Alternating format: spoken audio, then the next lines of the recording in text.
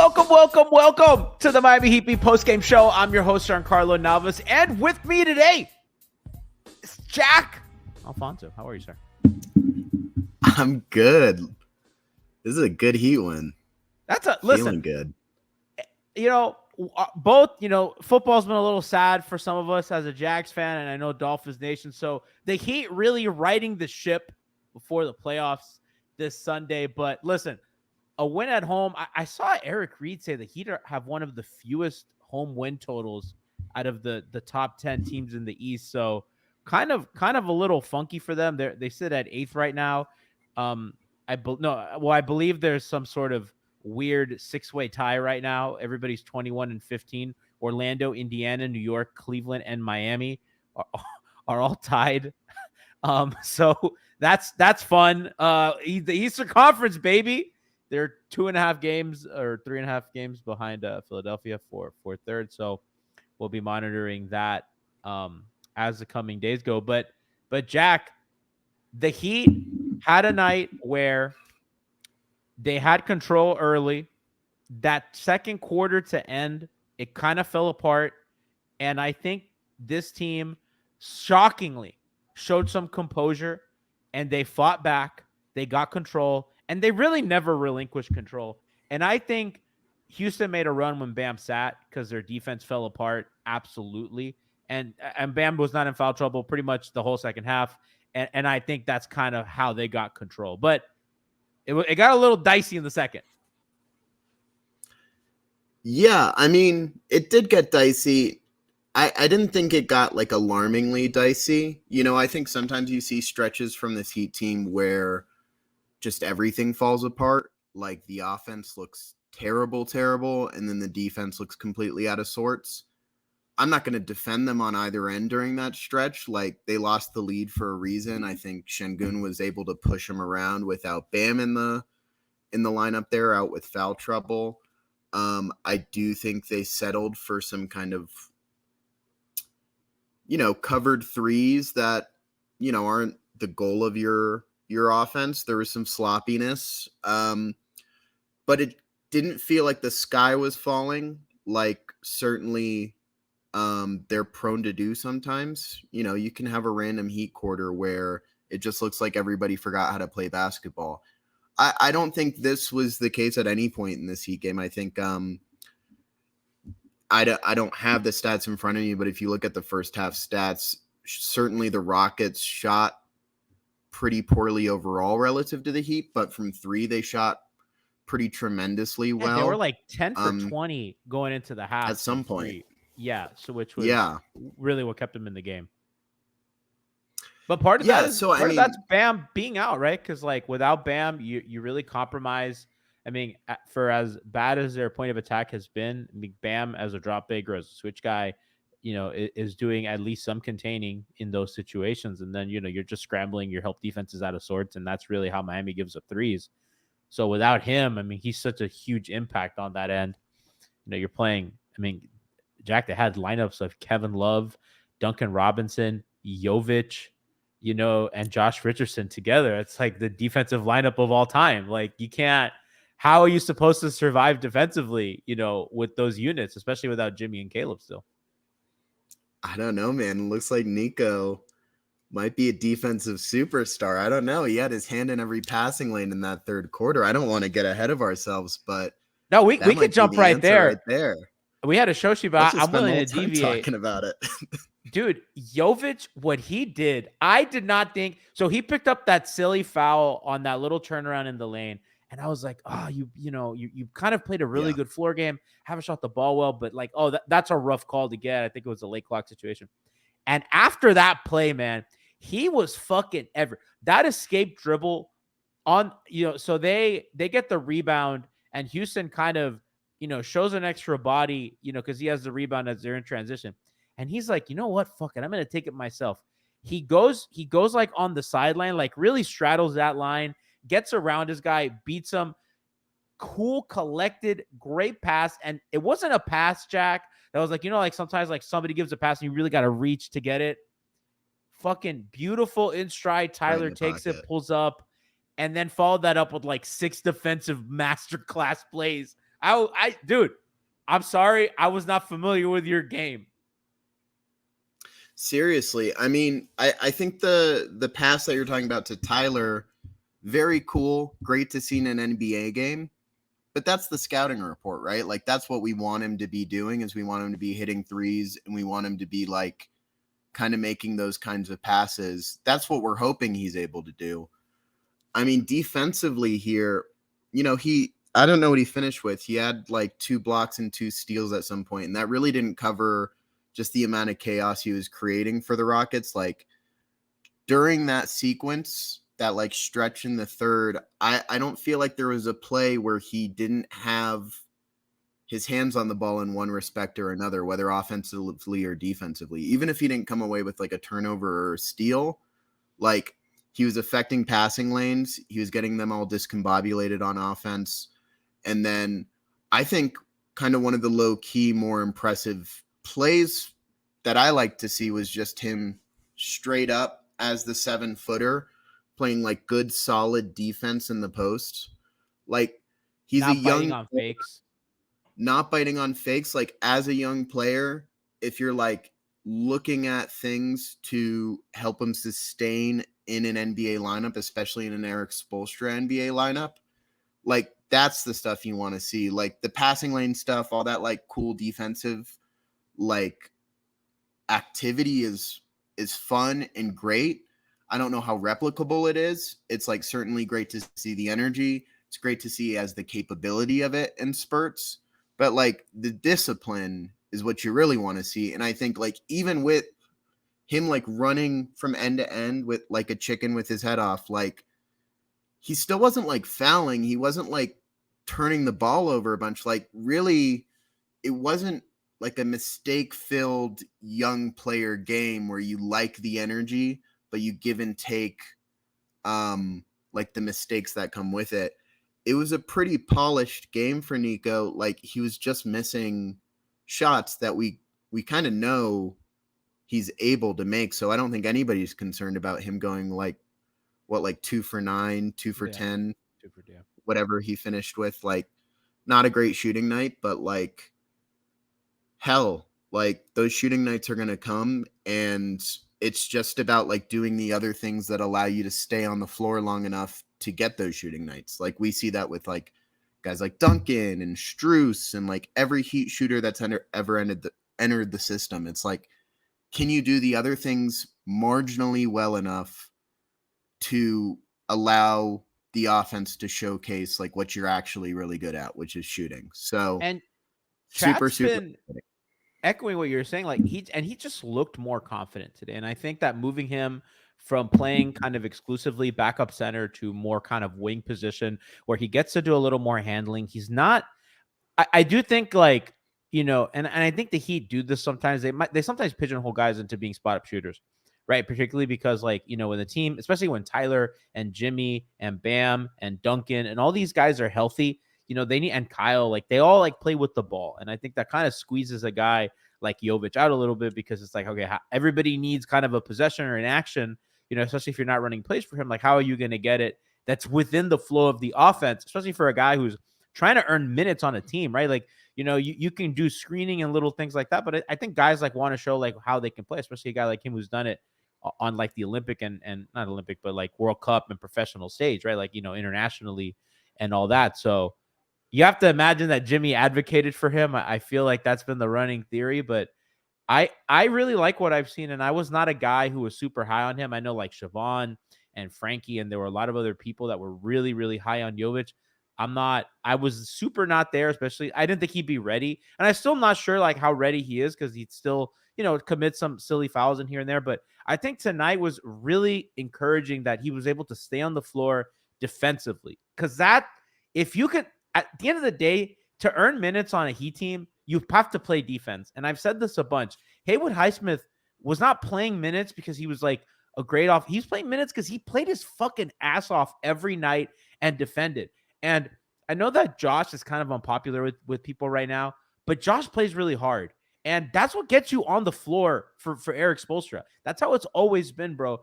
Go back. Hassan Whiteside didn't get on the floor when he was clearly talented enough to, because he wasn't playing hard enough.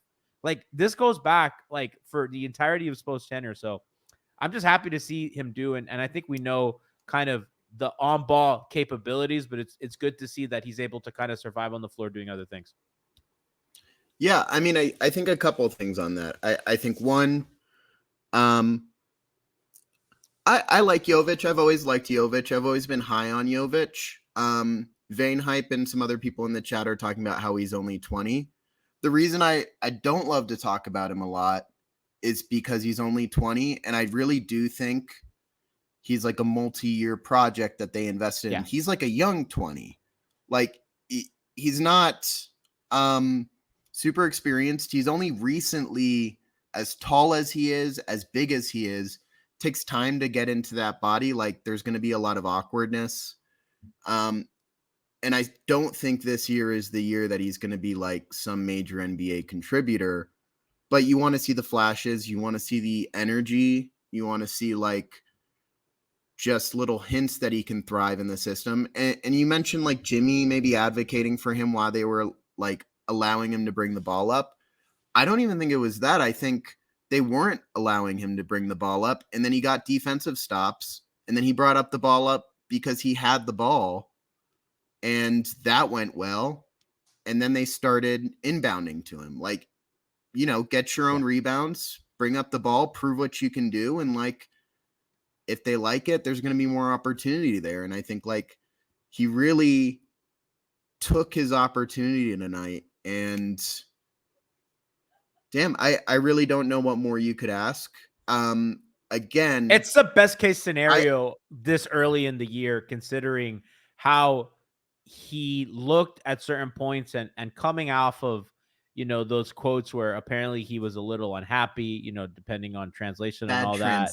Bad translation. Nonsense news story. Nonsense translation. But it's just good to see. By the way, to kind of our point, Eric Spoelstra said today via Alex Toledo of 5 on the Floor, who's at the game at the press conference. He said Spo spoke highly of Niko Jovic's minutes, said he generated great looks. And to our point, it's like he didn't have to shoot the ball well. And I think that a lot of young guys might feel like I need to score, but really, if you're involved in the process and you're helping kind of play within the flow of the team, that's the most important thing. So happy that Jovic really showed out. I like what Siobhan said. She's like you said, pairing with other people who are better defenders, they at least took some of that weight off of him in that regard, which is why I didn't like that lineup where they put him in between Kevin Love and Duncan Robinson. That was weird. I didn't love that. Bo pulled the plug quick on that, dude. He's like, did his best. You think he fucked up? You think he's just like stuff today? I think that lineup was a mistake, and he looked up. He's like, "Oh, wait, I fucked up. My bad." Because like that's just he was trying stuff today. I don't know. With the swiftness, dog. With the swift. We got a rare Bam like love lineup. He was trying some stuff. Siobhan said Nico looked better in space defensively too. I've also liked it this year. To I guess wrap up on my end the Nico talk. You talk about his maturity and him not scoring. I think a lot of young players really press when their shot's not falling. Yeah. And it was nice to see him not check out or like overly press. I just think, he's imbibed Heat culture. That was a Heat culture game through and through. Shooting like shit, playing hard. Like I love when they have those wins. I love when they have those wins. Yeah. Where that guys are out and they figure it out. To Chat's point about the Bam and Kevin Love lineups, which I think they played more of it this season than I thought they would. When Bam and Love are on the floor together, it is, as of course the site crashes as I'm looking this up. They've played 161 minutes together and they're +3. Kevin without Bam +13. Bam without Kevin -3. Wow. Yeah, and it's and I've said this a lot. Kevin Love is one of the only players who's immune to the Jimmy Butler lineup data curse, because if you take anybody's lineup data without Jimmy, they're all minus. Like anybody who's plus, you remove Jimmy and they're minus. Kevin Love is the only player on the team that does not happen to, and he's been quick shout out to him. I mean, we've talked so much about Love, but even tonight again, just coming in, being a great backup center, playing the 4 with Bam, playing that 4-5 front court with him. I think defensively he held together, especially against a much more athletic, faster Houston team. I thought that would worry. He had even possessions where, again, he does that little pump and go, gets into the lane, kind of creates a little bit of havoc. That pump fake at the end of the third quarter, listen, don't let these gray hairs fool you, young fellas. He got them all. He got like 3 defenders in that little up and under with the little up fake. So quick on K-Love before we move on to Bam, Jack. Yeah, I mean, it's just a game where you're up against a really young team, and K-Love is, has that old man game, like Vane Hype saying. He's teaching these nephews something. Like, he's got Cam Whitmore looking like an idiot. He's got Alpi Sengun looking like an idiot. He's got all these young guys looking stupid. I love it. By the way, like Cam Whitmore, he's going to be a good player. I think he's clearly not ready yet, and I actually think that a lot of teams that pass on him, I get why. He's extremely talented and athletic. So like everybody, I think he's as advertised. He's super messy. He's not a good basketball player. He's incredibly talented. Like, I think he's going to be a good basketball player, especially if you have like Udoka with the Rockets long term. Like, that's good coaching. It seems like they've got a good thing there. I think if we're talking about some Rockets players that I like, oh my gosh, like I know Amen doesn't like show up on the stat sheet much, but like some of those passes he throws, like at really full speed, some of these lobs, I'm like, Bam's never been hit like this, man. Bam's never been hit like this. How many times do I see Bam with like impeccable post position, like deep post position, and nobody's even looking at him because they're like, I'm not even gonna like try. Jack, there's no chance I'm getting the ball there. The first play of the game, and Miami does this a lot. They'll run like early offense out of pistol, and they'll get a guy in the lane, and then they'll get a guy in the post, and they'll do like, they'll run that little action to get Bam a post up. And it's like, it's one of their set plays. It looks great, and it always ends the same. It ends in a bad post up or a turnaround jump shot. I'm so sick of it. Just get that man in pick and roll, please, for the love of God, which they did. Thank you, Duncan Robinson. Apparently, Bam's best pick and roll partner, Duncan, tied a career high for assists today with 7, as he and Bam really kind of took over that mid to late third quarter and fourth quarter. Houston had no answer. Houston tried to switch that pick and roll eventually, which is kind of used to be the MO on that, but Bam was slipping that early. The best way to beat a switch is a slip. Duncan was ready. They both were ready for that, hitting that pass really well. And regardless, either Bam was going to the rim, Duncan was going to the rim, Houston had no answers for it, which, again, is both good and bad that Bam's best pick and roll partner is Duncan, but good is that they have that option. Always has been. Dude, I'm the astronaut. Just always has been. That's how it is. But I think the most impressive thing wasn't just that he's tying a career high in assists. It's that it's like the third time this season that he's had 7 assists. That this is just kind of like who he is now. Obviously, this is the high watermark. Crazy. It's crazy. I mean, it's absurd. I don't really know how to talk about him with my understanding of basketball because he just defies it. He's really freaking good. He's with a team that, I don't know the status on Kyle Lowry. He went out with some hand stuff. Yeah, Ira Vinderman. But without him, Duncan filled in great. So I retweeted that the Heat say Kyle's injury is a left hand sprain. So we will hopefully, I imagine we'll get it 2 to 6 to 7 weeks. Yeah, 6 to 8 weeks. Yeah, 6 to 8 weeks. I don't know. And to be honest with you, I actually don't think that's the worst thing in the world for him. And you know what's crazy is that Kyle's injuries have always been hand shit. That's in Toronto, what he never had knee problems or anything. You would think because he has the MO of being the overweight guard. He's always been wrist and hand. When they won the title, he was really awful in that Philadelphia series. He was playing with a busted hand. The year that one of the years that they got swept by the Cavs, he had a dislocated finger on the hand or whatever. So it's kind of par for the course with him. I'm surprised it took so long for that to happen. That man has very gentle hands, but I do think that he has had kind of these issues, Jack, where he plays really hot in the first quarter and you're like, wow, he looks like really good. And then it really fizzles out as the game goes on. He's played, I don't even know how many active fourth quarters he has not played, because I do think that he just kind of disappears into nothingness. And I wonder if that minutes load that he played early in the season is catching up with him. So perhaps kind of sitting, because he's a guy that doesn't want to just sit to rest. That's never been who he is. He'll go out there and play to the detriment of himself. I was texting with Tiff today. I go, man has one speed taking these charges at 38. But I do think that like in the long run, it's probably going to be helpful to maybe get him some rest a little bit, and hopefully they can get enough from their guards to hold it down. Although they're incredibly thin there. Yeah, I'm gonna make a movie reference that might not help. If you ever seen the movie Phantom Thread, of course I have not. Yeah, great movie.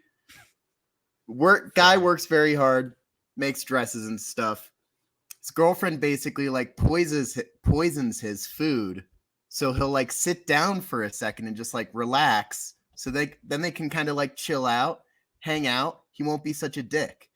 I feel that way with like a lot of the older Heat players, like Kevin Love, like Jimmy Butler, like Kyle Lowry, like three guys who are actively trying to kill themselves when they're on the floor, like who are throwing themselves at people. Like it's not just that I'd rather them not. They're old and physical. It's appreciated. I would rather them not. And like, especially now, it's just like Jimmy Butler sitting out is amazing. Like, I love it. Like, obviously they need him. He'd be great, but like, please take all the time you need. With Kyle Lowry, take all the time you need. They need to win games, but like, I don't know. They're going to get to like a certain point. I think Bam's looked good enough and like looks better and better coming back from his little injury. But like, they just need to find spots for rest for some of these older players. And like you said, like, I don't know how willingly they're going to accept rest. So like, you know, maybe put some poison mushrooms in there. Yeah, I don't know. Like, you know, a little hand injury is not hurting anybody. Chat, please press 1 if you understood that movie reference. Please press 1. Skinny did. We got one guy in the chat. We got one guy in the chat understanding Phantom Thread. Press 1 if you understood that movie reference. Vane Hype understood it. It's Daniel Day-Lewis. It's he not put some 2. These people are not putting 1. We got 3. Bronx Joker. No, only 2. Bronx Joker and Skinny McGee. So by the way, shout out to Bronx Joker for the tier 1. We got Vane Hype. There you go. Tier 1. He told me to keep my shirt on. G. Why was tonight a take your shirt off? By the way, it's my sweater. It's my new melee. It's too early for that. You like it? Too early for. Really excited to debut. And Vane Hype gifted a tier 1 sub to I don't know, to Sengun. So shout out to gifting a sub to Sengun. And yeah, so I just want to close real quick with Bam, and again, and we kind of touched on it with some of the pick and roll stuff, but really when he went out defensively, they fell apart, and I think you kind of see his impact on that end. And I think that he has had a subpar defensive year for his standards, and I think part of that is kind of the increased responsibility on offense. I do think he hasn't been as good since coming back from injury. I also think a part of it is they're playing him a lot more in drop, and they're playing a lot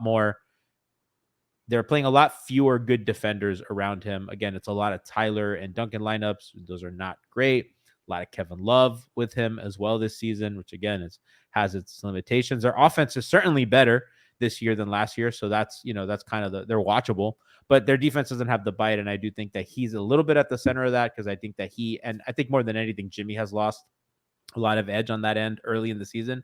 But, you could see as soon as Bam leaves the court for extended periods of time that, he is so integral. He makes them the worst defense. It feels like he makes them the worst defense to like a decent defense all by himself. He does so much for them, not just the switching and the dropping and the contested shots. It's the rebound, it's the communication, it's the stunt, it's the hedges, it's the communication. He just provides so much in the security for guys when they're coming off screens to know, okay, like I have somebody that's going to help me if this goes wrong. And that's just so valuable, man. Yeah. I mean, there's a lot to like about what Bam did tonight. I think if you're going to criticize something from years past for him, I would say sometimes when he got in foul trouble early, it would kind of take him out of the game completely, especially offensively. It just felt like if he didn't get into a rhythm early offensively, he would just be out of sync all game. That was the criticism of years past. Now I think you can confidently say, like, he's getting to 20. Like, I just feel it. You know, he doesn't always get to 20. I know he's had some, like, games here and there, especially coming back from injury, where I really think it's just about shot distribution, about, like, Tyler Hero kind of being, like, a larger part of the offense, like, them figuring that out. But, like, there just seems to be a thing with Bam this year where, like, he has the skill, he has the mentality where he's going to get his points. Like, that's what superstars do. Like, even if you start out in foul trouble, like, I just love how quick his trigger was at times when they would get him to that, like, free throw jumper. Like, so smooth, came off so quickly, no hesitation, no, like, little pump fake or whatever. He just knew what he was going to do with it. There were other times when he didn't necessarily score where it just, like, was nice to see him, like, looking for it, demanding it, like, almost going like, oh shit, I only have like 4 points and it's the, like, second, third quarter. Like, let me get mine a little bit. That's nice. I like that selfishness from him. Like, you can't have too much of it from him because he's such a naturally unselfish player. He missed 3 shots today. I feel like he missed more free throws than that. Like, his free throws have been a little bit of an issue. He was 4 for 7, and whole I team think today was not great. I believe Eric said this tonight. I believe Eric said this Not on the great. broadcast recently, where they went from the best free throw team in the league to, like, the worst, or not the worst, but, like, they really the fourth. declined. They're the fourth, but they've really, I think, Yeah, they've really declined after, like, the hot start. And to your point, Jack, I mean, like, he took the onus. He took the game by the horns in the third quarter. I thought that he saw the writing on the wall and said, we're not going to lose this game like that. And he was aggressive. He was looking for his shot, and he did it in a litany of ways. And again, the missing 3 shots, is huge, especially without Jimmy in the lineup and Caleb. Like, you really need reliable offense. I want to give a quick shout out to Tyler Hero as well. Had 25 points on 10 for 20 shooting, 28 points, excuse me. It's really good, man. Like, they need that kind of production. And I don't think Tyler had, like, a standout game, but in the fourth quarter, he hit a lot of big shots. He hit that floater. He hit that 3.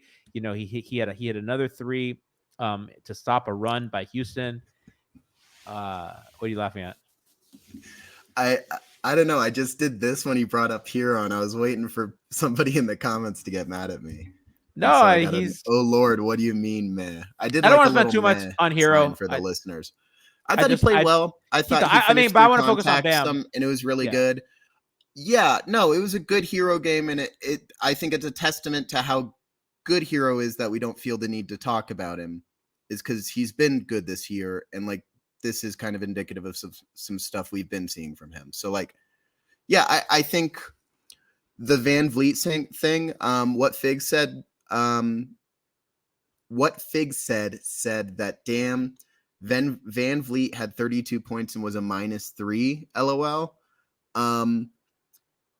Yeah, I think especially in that late stretch defensively, you just saw how much space Bam ate up.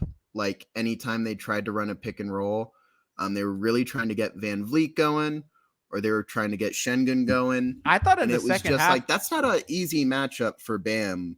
Like, and I thought on both ends he kind of ate his lunch. Like, I know Schengen, like, ended with a good line, but I think even Eric Reed and John Crotty were talking about it. Like, when Bam was playing, like, when he didn't get a chance to, like, just kind of eat like Kevin Love alive and, like, those guys alive, I really thought Bam had him completely out of sorts. And I think it kind of disrupted, like, all of their offense. And he was doing that while completely containing Van Vliet, which was really nice to see. Absolutely. And one of the adjustments I liked that they did in the second half on Fred was they were just kind of playing more aggressively in the pick and roll, more at the level, and they were kind of, allowing him to, if he wanted to get that step, get it. And I love when Spo challenges players to confront their weaknesses. Fred, famously not a great finisher, at the rim. It's always kind of been the knock on his game. And I like that they're just like, all right, buddy, I dare you. And I know that Fred had a good game, but I kind of like that game plan from them, and I like them kind of doing those regular season adjustments. But all in all, great win. A win without your best player is a great win, and holding down the fort. Lowry is day to day. The Heat just announced, so hopefully, I imagine he will be out against the Thunder on Wednesday. But other than that, hope that you get him back. But a great win, preparing you for OKC, who's one of the top teams in the Western Conference. That's going to be a game you hope that Jimmy can come back for, and that's going to be a kind of measuring stick game to see where they are, because they've kind of struggled against some of the elite teams in the NBA this season. So hopefully that's a win. And appreciate y'all rocking with us here on a Monday evening. Beautiful January in Miami. I got you covered on Wednesday for Heat OKC, and we have an episode of Mixed Bag this week on Thursday or Tuesday. I think it's tomorrow. I think Mixed Bag is tomorrow. So I'll confirm right now. I'm checking our schedule. I want to make sure that I'm not leading you astray, but I believe we have a Mixed Bag tomorrow. Yes, we have Mixed Bag tomorrow. So exciting week of MHB content, and we'll see you. Well, I'll see you Wednesday, and chat. You'll all reconvene here tomorrow to support Mixed Bag with Tiffany Meeks at 8:30. So love y'all. He great win, and see you soon.